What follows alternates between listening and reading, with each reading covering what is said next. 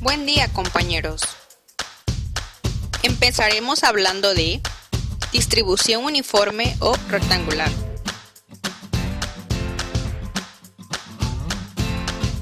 De todas las distribuciones que se harán mención, esta tiende a ser la más simple, pero primero tenemos que identificar cuándo estamos hablando de ella.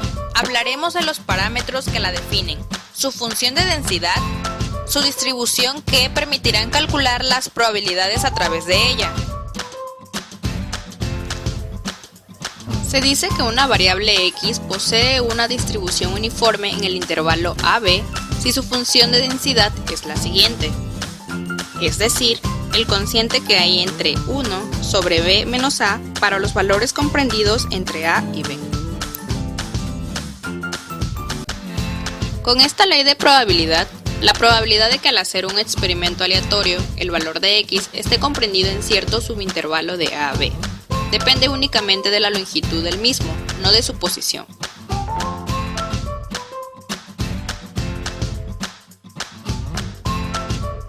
En la figura de la izquierda vemos la función f de x entre a y b, una recta paralela al eje de las x y se crea un rectángulo. En la imagen de la derecha hemos tomado la integral de esta función de densidad, la cual está marcada con mayúscula f de x y es una línea recta desde 0 hasta valor de 1. Por tanto, podemos decir que en una distribución uniforme la probabilidad de todos los puntos del soporte es la misma, teniendo en cuenta que si x pertenece a intervalo de a a b, esta es la integral de la función ya tomada, que es x menos a entre b menos a. Por otro lado, la función de densidad de fx es 1 entre b menos a para todos los valores de x comprendidos entre a y b y 0 para el resto.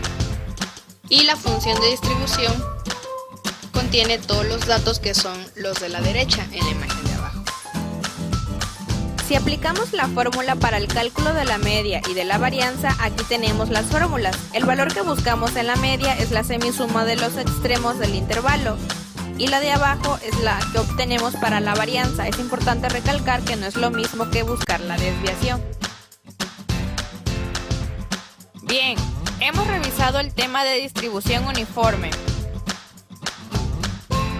Ahora veremos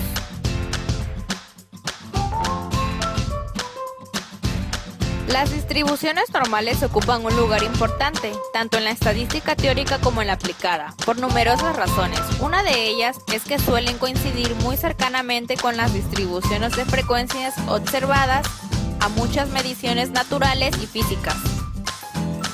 Las distribuciones normales fueron descubiertas por primera vez en el siglo XVIII. Los astrónomos y otros científicos observaron con cierto asombro que las mediciones repetidas de la misma cantidad tendían a variar y que al reunir grandes cantidades de estas mediciones en una distribución de frecuencias tendía a reaparecer constantemente un perfil semejante. Posteriormente se descubrió que la distribución se puede aproximar mucho mediante una distribución matemática continua, como en la figura de abajo.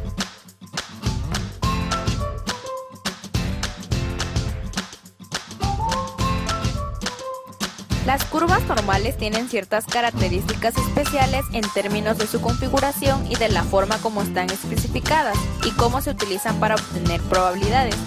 La gráfica de una distribución normal, según se ha visto, se asemeja mucho a una campana, simétrica con respecto a su media.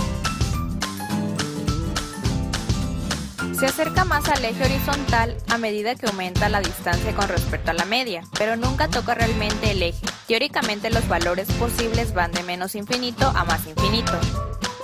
Existe una distribución normal única para cada combinación de una media y una desviación estándar. Diferentes combinaciones de la media y la desviación estándar producen curvas normales distintas.